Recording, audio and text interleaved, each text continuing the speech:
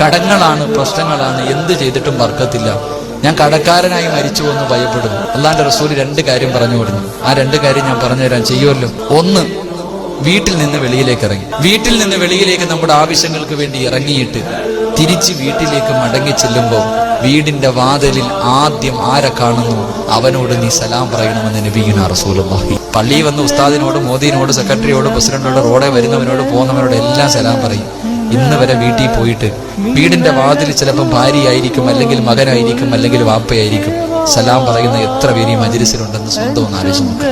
ഇൻഷാ അല്ലാഹ് വീട്ടിൽ ചെന്നിട്ട് വീട്ടിൽ കയറുമ്പോൾ എന്ത് ചെയ്യണം? സലാം പറയണം. പറയൂ. അള്ളാഹു ഭാഗ്യം നൽകി അനുഗ്രഹിക്കുമാറാകട്ടെ. 2, വീടിനകത്ത് കയറിയിട്ട് നമ്മൾ ധരിച്ചിരിക്കുന്ന വസ്ത്രമുണ്ടല്ലോ, ആ വസ്ത്രം ഊരിയിട്ട് അത് തൂക്കിയിടുന്നതിന് മുമ്പ് സൂറത്തുൽ ഇഖ്ലാസ്, ഈ സൂറത്ത് നിത്യമായിട്ട് പറയുന്നവൻ അവൻ കടക്കാരനായി മരിക്കില്ലെന്ന് നബിയുനാ റസൂലുള്ളാഹി.